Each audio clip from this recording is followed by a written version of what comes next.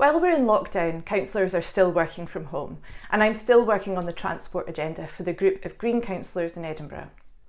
Here in Edinburgh, we've been battling against illegal levels of air pollution in the city for many, many years.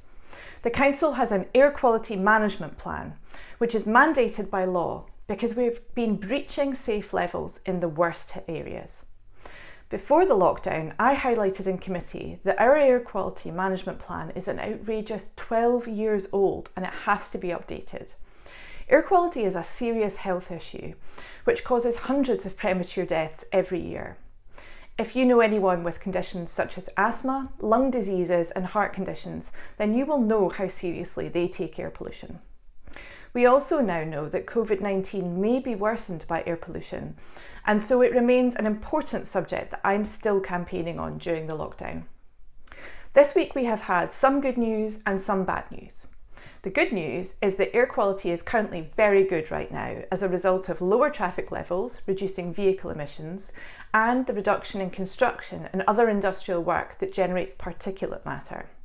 While this is good news, it is temporary, and we have to use the data that we gather during the lockdown period to inform our longer-term work to reduce air pollution in ways that we can maintain afterwards.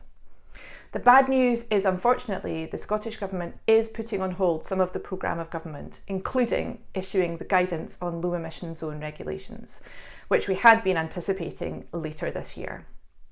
This is understandable, as the government, like all organisations, has had to focus on the emergency pandemic response. However, as there is a link between air pollution and COVID-19, I had hoped that low emission zones would be prioritised as one of the measures that we have to implement in order to exit from the current lockdown without risking a second peak of infection. I will continue to campaign for low emission zones to be prioritised by the government and to implement a zone across Edinburgh which will provide people here with clean and safe air to breathe.